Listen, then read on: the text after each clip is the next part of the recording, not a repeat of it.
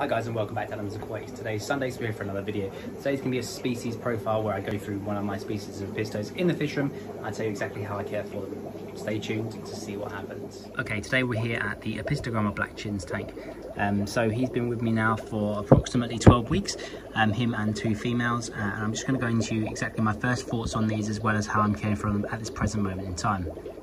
Okay, so this guy is non-aggressive, so he's not aggressive to his females, he's not aggressive to other fish, he's relatively relaxed. I find that these guys need a lot of cover, so this tank previously had no plants in it, and I put all these plants in it, and he's come back to his normal self. So he was in a tank with just a mixture of other fish, and he was doing fine, but then I moved them obviously to their own breeding tank now, so that I can try and get some breeding action from them, and I find that he and the females in this tank like a lot of cover and a lot of places to hide.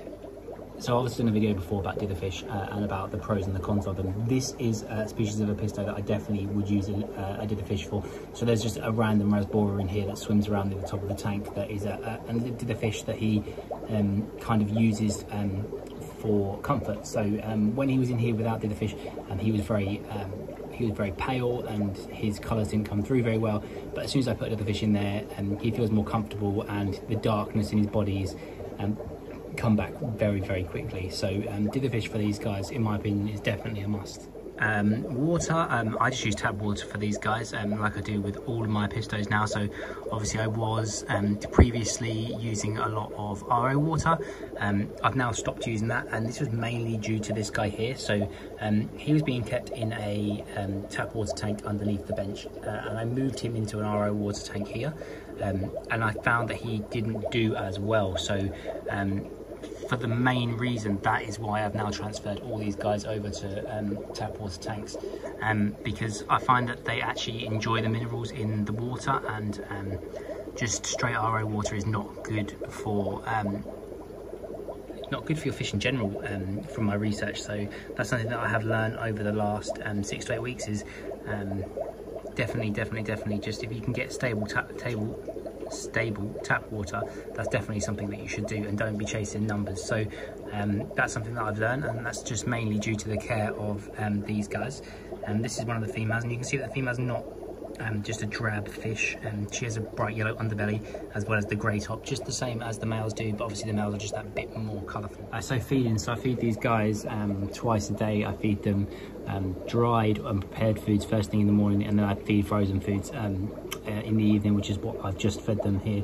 So frozen wise, I feed them frozen brine shrimp, I feed them frozen daphnia, I feed them frozen cyclops, and they take all of that pretty easily.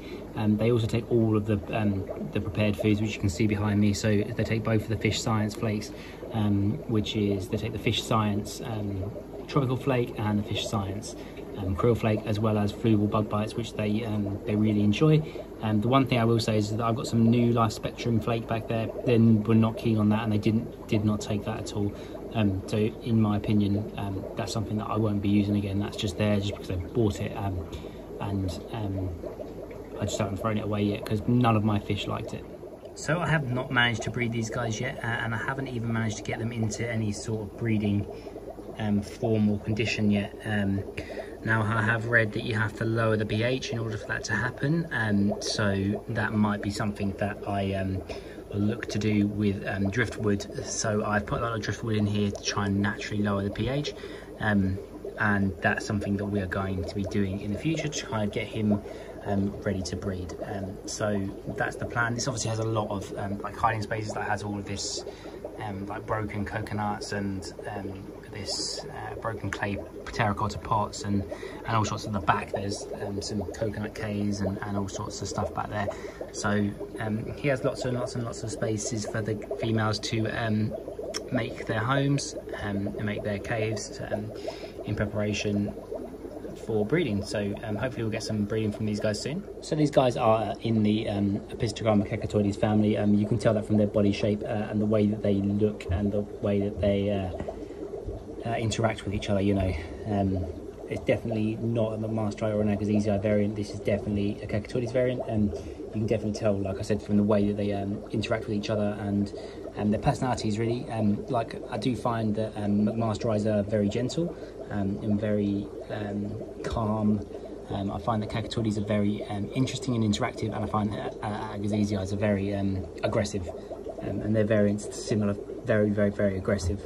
One thing I will say about him is when I've not got the camera pointed in his face, he is very personable. He always comes up and sees me whenever I walk up to the tank, and it's not only just about food, you know, he follows me around the fish room when I'm feeding the rest of the fish and stuff like that. So he definitely is a personable fish, and one of the fish that I really, really enjoy and care for is, you know, there is a few species of Apistos in this fish room that I just, you know, are a bit boring.